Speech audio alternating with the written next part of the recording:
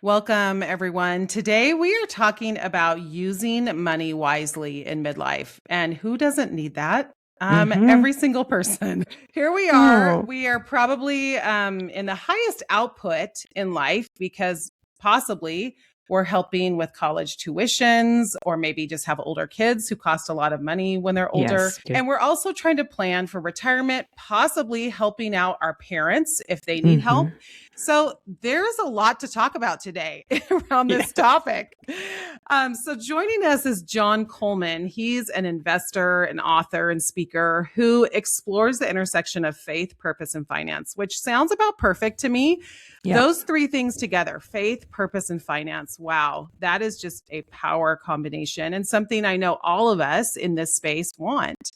He is the co-CEO of Sovereign's Capital, a values-driven investment firm in public equities, private equity, and venture capital. He's also the co-founder of the faith-driven investor movement, which we're going to hear more about today.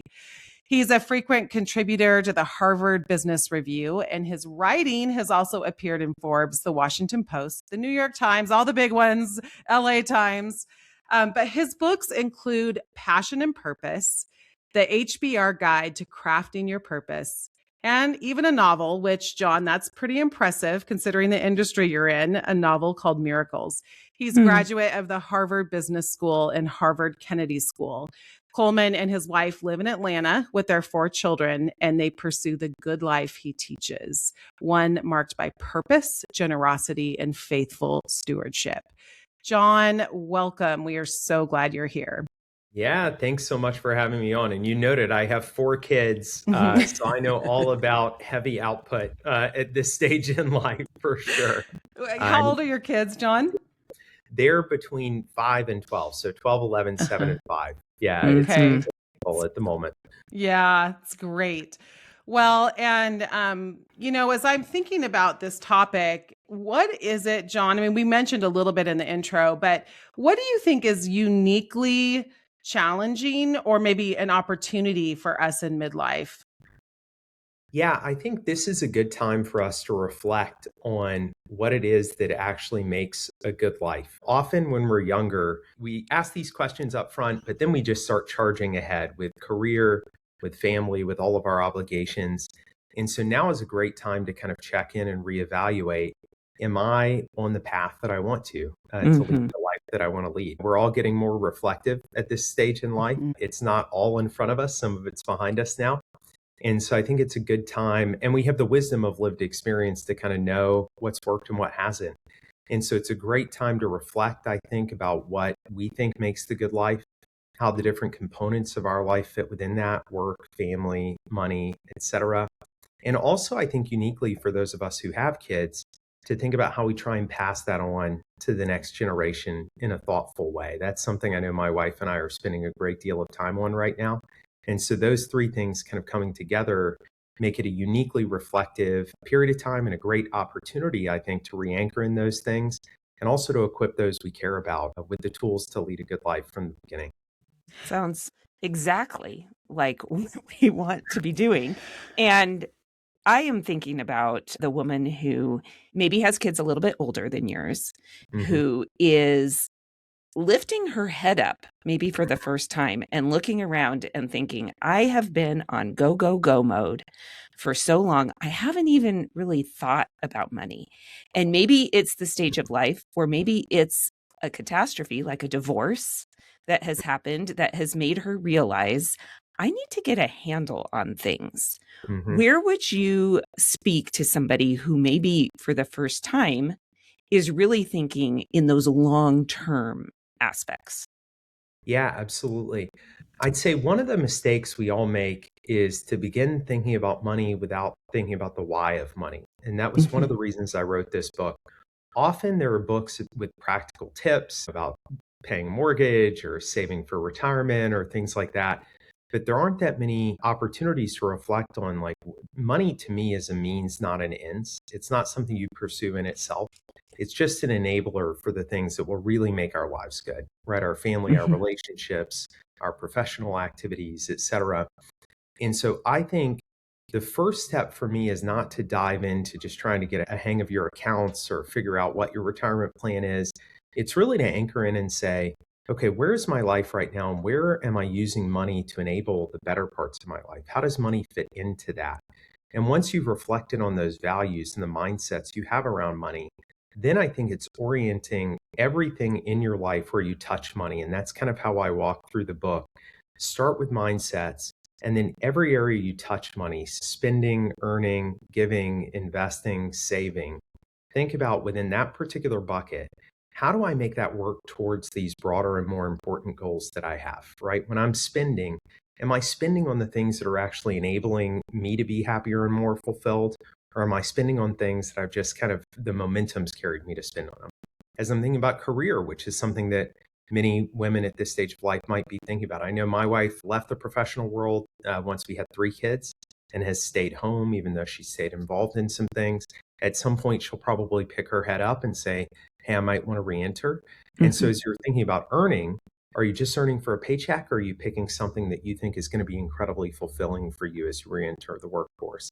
And so it's a series of questions in my mind related to each of those categories: investing, saving, generosity, et cetera, about, am I doing this well? Is it aligned with this vision for the good life that I have? Or do I have habits that are baked in right now that are actually leading me off track, which is what so often happens with money, I think. So good. Yeah. Amazon. Let's just say Amazon, right? Why it's just like flowing out and we're just spending for no reason. John, I would love to hear, can I just hear personally, maybe your values and how you've done that in your story?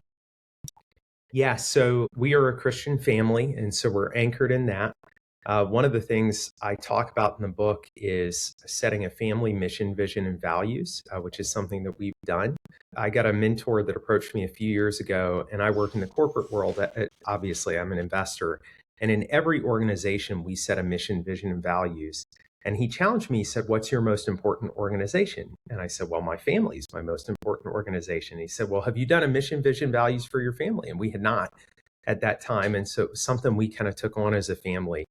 And so our mission is to live justly, love mercy, walk humbly before God, which we obviously plagiarized from Micah. Our vision for our kids, given the stage of life that they're in, is to raise independent, well-adjusted Christian kids who want to spend time with us and each other. And so each of those components tells us what we should be doing. The independent, we want to get them financially sustainable. We want to help them develop a career and a life path. Well-adjusted, we want them to be able to fit into society, to really be able to take care of themselves. Christian, because that's so important to us. And then to spend time with us and each other, it would be a successful parenting job for us, where they still want to hang out with us when they're adults, and they all like each other, and the siblings are kind of very in touch with each other. And then we have a set of values, which, because our kids are younger, are quite simple. They may get more complex over time. So we tell them kind, curious, and courageous is what we want them to anchor on. It's something the 5-year-old even can repeat. Maybe when 10 will have more complicated values. And so we've anchored in that. And then we try and think about the way in which money fits into that. We've started, and this was where I learned the most on money and kids. You know, my wife and I have our own practices, some of which they don't have visibility into. So we definitely try and live below our means. We've definitely tried to reorient towards earning with purpose, making sure that we're not striving for success without significance, and that we're making trade-offs even financially in order to be more impactful in our careers. Thinking about spending carefully, both for us and the kids, and whether we're doing that for comparison to others, which is like a big no-no in our house. We're prioritizing areas like experiences and relationships rather than stuff, which is the least fulfilling thing to spend on. And if we're saving and investing well, and then how we transmit that to the kids. So we have a whole ledger system for them where they have their own financial accounts at the bank of mom and dad. And we try and take them through kind of elementary principles in that, so that as they age, they can start to think about it in a more sophisticated way and start to get more visibility into how we do that as well. And so it's, again, kind of this framework where our faith guides us.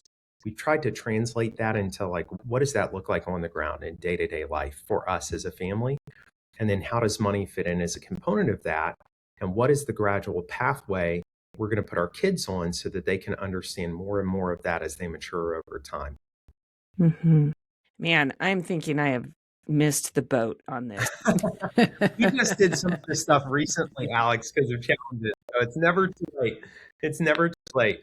But I am also thinking that this might be a good book for me to read with my older kids, to be thinking with them, because they are starting to have questions about money as they move out on their own, pay their own bills, earn their own paychecks, that I am that woman who's like, I need to kind of get a handle on things.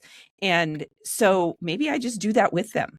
And so I can say, I don't want you to be 51 and be getting a handle on things. I want you to be doing that now. You know what's fun about it is it's good accountability too. There's a risk and an opportunity there. Like my 12-year-old has a pretty good understanding of this stuff now. He's also 12, so he wants to troll dad nonstop now. I mean, he's moved from sweet little kid to teenager. And, when we teach these principles about spending, he'll come home if I bought something and be like, hey, Dad, I noticed you bought that new thing. Like, why'd you buy that? What is that about? How much did that cost? And I'm like, come on. So even on giving, we do family giving once a year and we talk to them about it a bit. They'll ask us like, how are you guys thinking about your charitable giving? Like, what is that? Are we going to do that again this year? Which charities are we going to choose? And so there's awesome accountability, I think, almost in having partners to that. And kids can be great partners. It puts the burden on you to actually kind of practice what you preach. But I always view that as like a good burden because it kind of holds you accountable to what you know is right, but can be hard to live sometimes. I love your posture, Alex, of, you know what, should have done it yesterday, but I can do it today and I can bring them in. And I love that posture. I feel like that's a growth mindset right there. That is good. So John, what would you say if you had to identify some of the biggest mistakes that people are making? And I think you've hit on a little bit, but I want to hear them like directly. What are some of the biggest mistakes that you're seeing for people in this demographic? For sure. And there are some kind of practical and philosophical mistakes.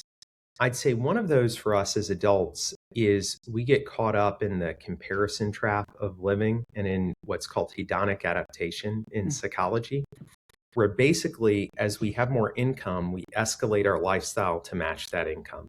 And it's the reason no one ever really feels wealthy. If you look at surveys of the general population in America, millionaires often rate themselves as middle class, even though it's only about 9% of the country, right? When you ask people, how much would you need in annual income to be happy or fulfilled? The answer is never a set number. It's always 30, 50% more than they have today. So at 35,000, it's 50,000. At 75,000, it's 100. At 250,000, it's 350,000. And the reason is because we never think of our financial situation objectively. We always think of it in comparison to others, which is like a very natural human tendency. And we adapt very quickly to a new lifestyle and want to escalate it, which is what's called hedonic adaptation or the hedonic treadmill. So you get a really nice house, your dream home, and a month or two later, you start to see a friend's kitchen that looks a little bit nicer. And, you think, oh, I could use an extra bedroom. And suddenly your dream house is not a dream house anymore. You've got another dream house that you're anchoring on. And that's how even high income people sometimes live paycheck to paycheck, because we naturally just escalate our lifestyle with our income. And so one of the mindsets that I talk about in the very first chapter is the idea of setting a financial finish line, which is being really reflective on, hey, this is the lifestyle that I want to live and that would make me happy. And I'm just going to step off the treadmill when I hit that and use the financial excess that I have above that to either build a financial baseline for myself to protect against emergencies, to be more generous with others, to start a business, whatever it may be, but it's not to escalate lifestyle. The other thing I think that people fall into on the philosophical front is conflating their worth and their net worth. Money is this incredibly dangerous thing, as scripture talks about, because it is a very concrete measure of how you're doing. So many other areas of life are tough to measure. Do I have a good family? Are the kids okay? Am I living in accordance with my values? These are tough to put down on a sheet of paper, and they're tough to see your neighbors versus yourself and all those things. Money is very clear. You know what your net worth is. You know how much cash you have in the bank, and you know kind of what other people have, at least what you think they have. Although in the social media era, that's always a bit inflated. And so we get tempted into thinking, if I'm rich, I'm better. If I have more money, I'm better. If I have less, I've failed at something, or I'm worse. And of course, from a Christian perspective, that is way wrong. We're told that our dignity and worth as individuals is first related to the God who created us, and then related to the way in which we live in accordance with others, right? The love of God and the love of neighbor that Jesus commands. But even Christians are often tempted into this idea that our worth and our net worth are synonymous. And so breaking that division, I think, is important. And then the third practical thing I would offer, and we may get into this more, is to bake generosity in as a principle of our financial lives up front. Christians are commanded to do that. Obviously, most faith traditions have some command for that. And yet it's shocking how little most people give. So 4 in 10 Americans don't give anything at all in a given year. Only 1.5% of US GDP goes to charity, which is an incredibly low number. And even among Christians, it's a bit higher than general population, but only around 65% of Christians give anything at all during the year, whether to their church or to a charity, et cetera. And so generosity is just absent from most lives right now, both in terms of time and treasure, service to others, and in terms of giving. And yet I think it's one of the most important principles to help us develop the right mindset and relationship towards money, because it's us saying, this isn't really ours, right? I'm going to give off the top. I know I have an obligation to others and to my faith, and that releases this need we have for money. It tells us that it's not the most important thing, that actually we are here to do good for others. And I'm going to go ahead and release upfront some of what I have to dedicate to that. And so it's a simple practice that most of us know about. Most of us think we do a little bit of it.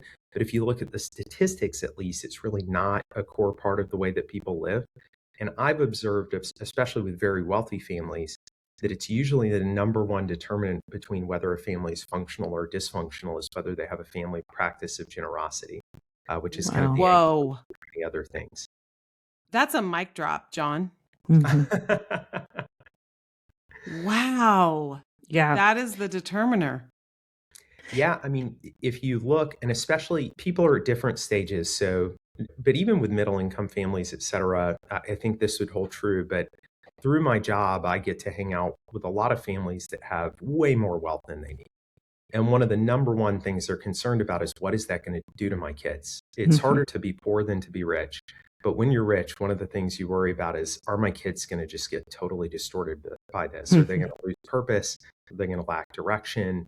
Are they going to become entitled, et cetera? And that's a real problem, right? Even for parents who guard against it.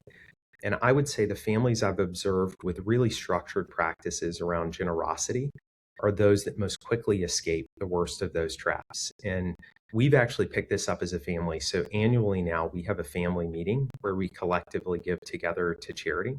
My wife and I do some things on our own, but we involve the kids in that, from 5-year-old to 12-year-old. We ask them to give to charity. We give them some. We ask them to put some of the money that they've saved towards charity. We pre-select the charities because they would come up with some crazy stuff if we didn't. So we give them an option, a range of acceptable options. But it's one of these cool practices that we've adopted from others that has just really changed the conversation for our kids and for us as a family.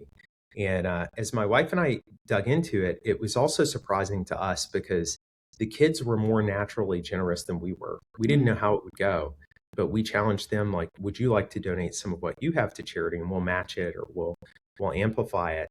And they wanted to give more than we thought they would. 3 of the 4 actually wanted to give 100% of what they had at the end of the year to charity, which was shocking. We actually had to rein them in a little bit so we could keep teaching them other principles and saving and things. But it was convicting for us. And it was like, wow, actually the kids are all right. Like, they're actually challenging mom and dad to think differently. And that conversation now is just a regular part of what we do as a family.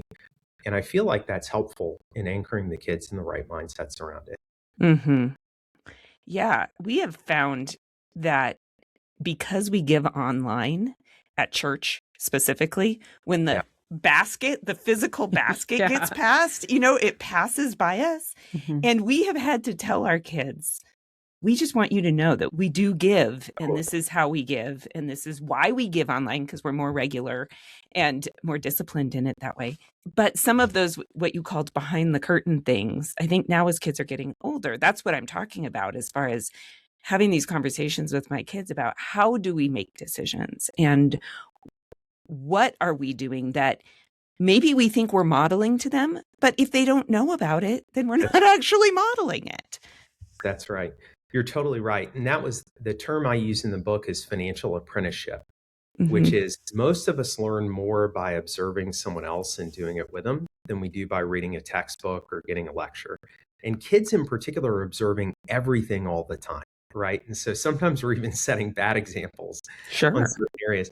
But you've got to have that combination of telling them what you're doing and why you're doing it and how you're doing it, and then bringing them along and letting them observe it. Like I've even started taking my 12-year-old to work with me when I travel sometimes. He sits in client meetings. He'll visit companies that we're buying with me. He kind of sees what that looks like because I want to get him accustomed to this idea of earning with purpose, this idea like dad's job has a purpose. This is what the adult world looks like.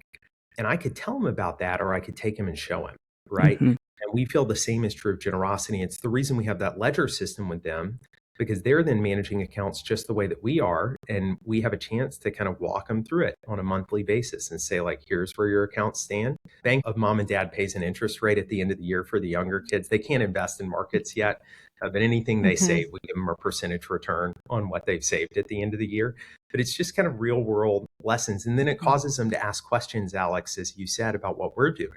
And we can kind of explain to them at the right level. We don't give the little kids insight into like how much is in mom and dad's account or how much there could be unintended consequences of that. But we at least let them know how we're doing things and what that looks like for an adult.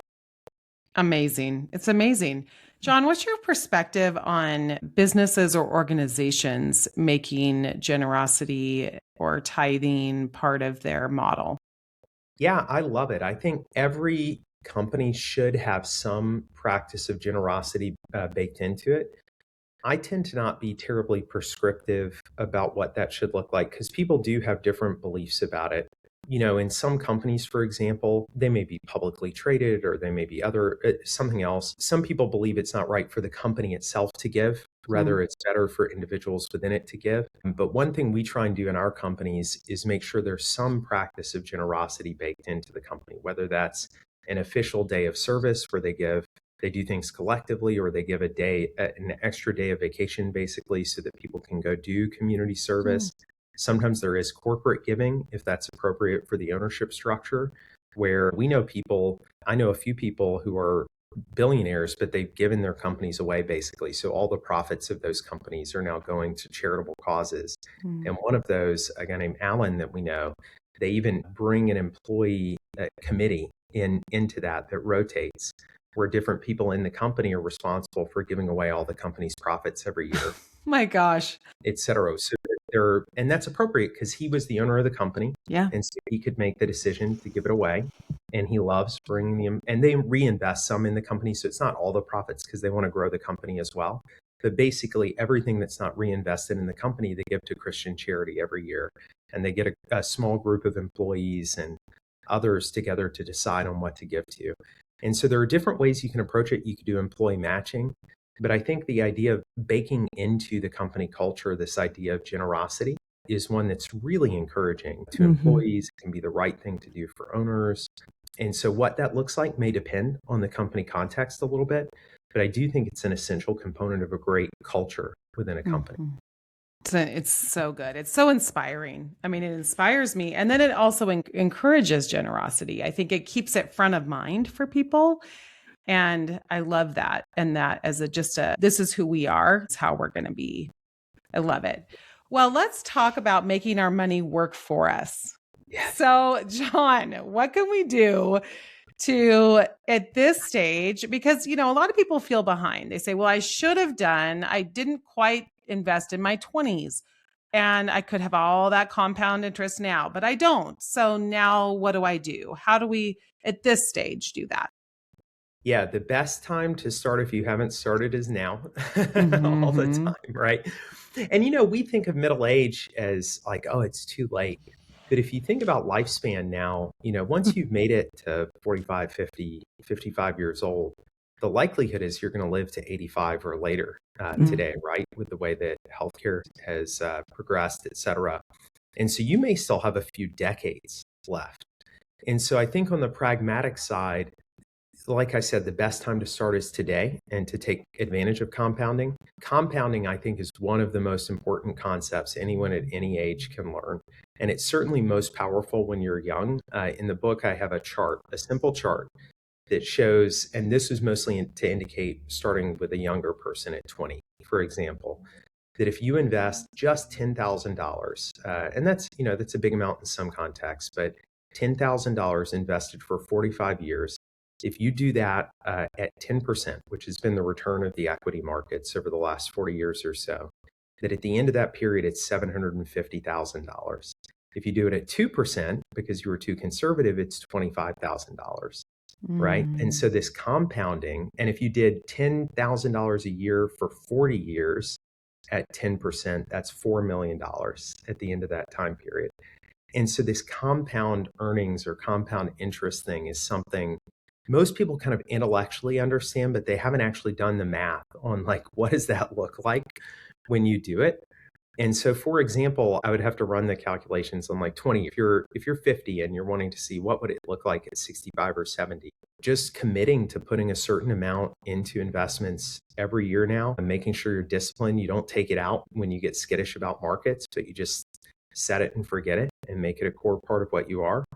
The power of that over time is remarkable. And especially as we think about mentoring our kids on that, if they're in their teens or 20s, their opportunity to begin doing that consistently is really powerful. And so that's one of the reasons I think to set this lifestyle that you want to have. And if you're in a position to do so, I always think it's better to do generosity off the top. So figure out what percentage you're going to commit, whatever that is, do that off the top. Then do the investment savings next, which is, okay, this is what I'm going to put away to make sure I'm on track to build a financial fortress, right? And then everything else is what you can kind of live on, right? According to that lifestyle. And that takes a lot of discipline in understanding what that is. But I think that's a very practical way to start. And if money is an intimidating topic, the other thing I advise is people to get a financial advisor. I'm not a financial advisor, I'm an investor. So, but even as a professional investor, I actually have a financial advisor right now. And people get worried about the fees of that. My point of view is money is such a complicated topic. It can be intimidating. We can get paralyzed and not want to do something. And so the benefit of the returns that you'll get from doing it properly is much greater than the fees that you're likely to pay. And that person could become a trusted advisor to you as well. Like our financial advisor is the trustee on our will. He's the one who, if I were to pass away, my wife would rely on, or my kids would rely on to consult. He knows everyone in the family. We actually make our 12-year-old meet with him separately. We've given him an investment account. And so they have a one-on-one meeting without us to review his investments and to talk about how that works. But he's kind of a partner to us in making sure our financial life is on track. And so finding a partner, particularly if money is intimidating, I think is quite important. And hold them accountable to not just be at risk of caricaturing. Oftentimes, a financial advisor will just develop a relationship with the man in the relationship or whoever the earner is. But it's common percentage-wise that it's the man.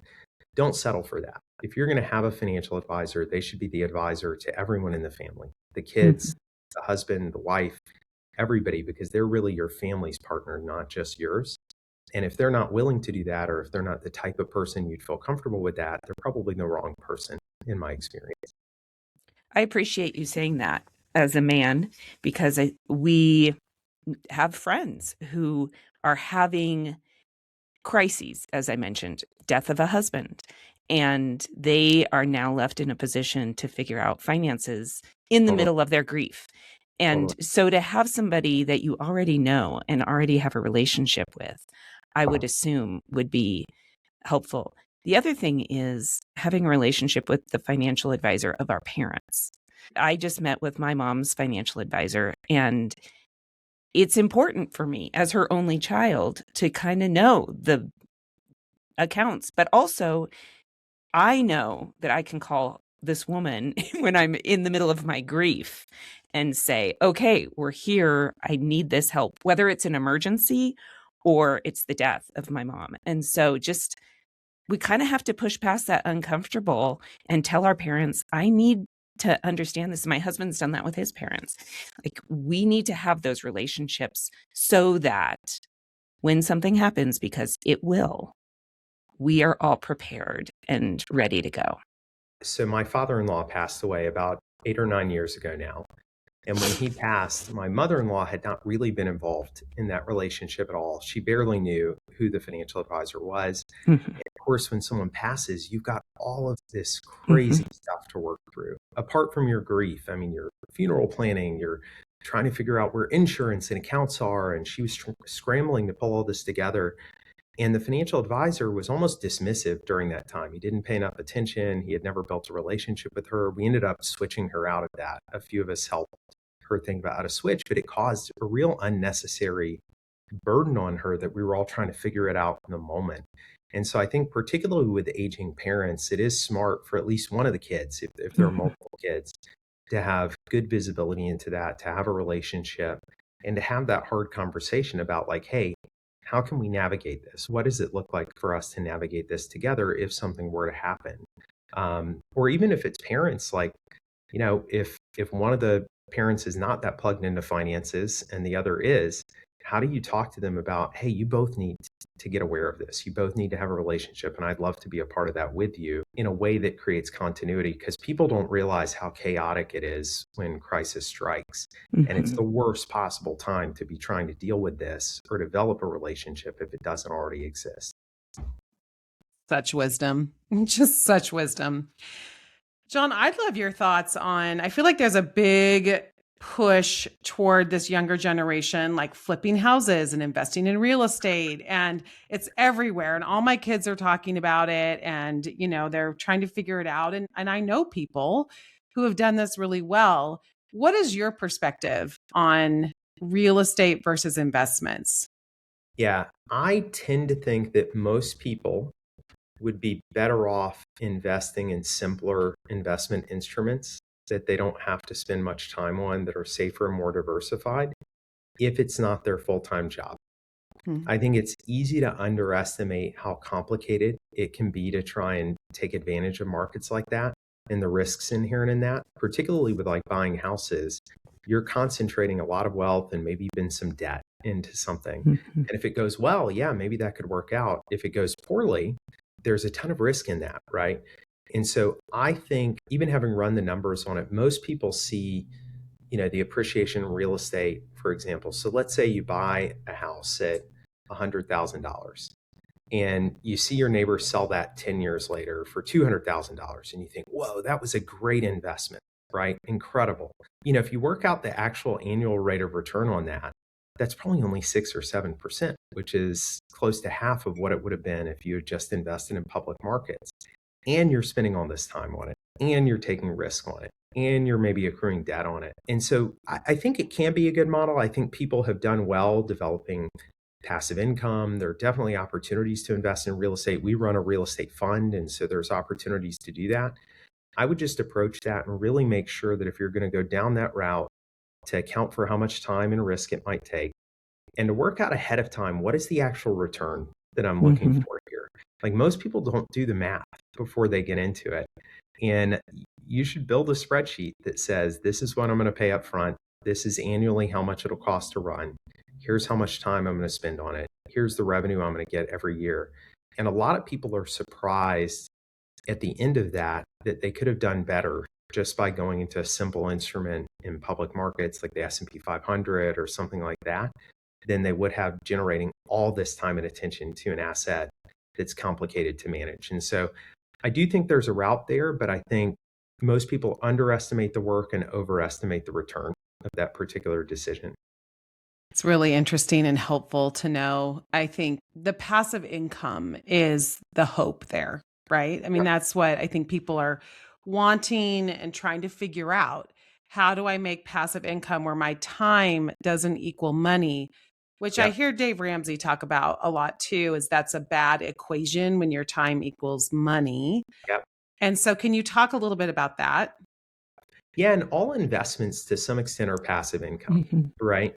If you put it in bonds in the market or treasuries or S&P 500 or equities of some sort, all of that is passive income because you're setting it. And that's good. That's what we all want, right? Is our money to make money while we sleep. Like that is a better equation than just having to work all the time. And so I think that concept is exactly right. And the idea of buying real estate like rental homes or multifamily housing or even buying a business, people have made great careers out of that and they built great portfolios out of that. What some people underestimate is how passive that more active approach really is. Like owning an apartment complex or owning a bunch of rental houses really isn't all that passive. I'm not opposed to the concept at all. And I think passive income is the goal.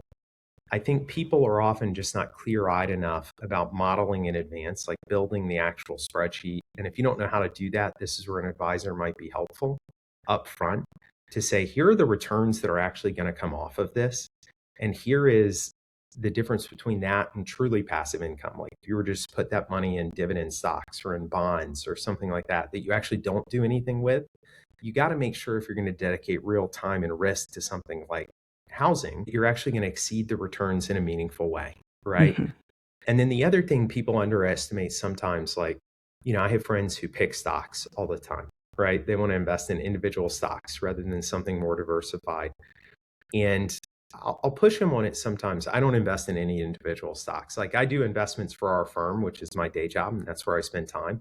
In my own portfolio, apart from what I invest with our firm, I actually have a discretionary account just so I don't mess with it. My financial advisor is empowered to make decisions without me because I don't want to pick individual securities. Because as a professional investor, I know I spend every waking hour thinking about the investments that we're doing.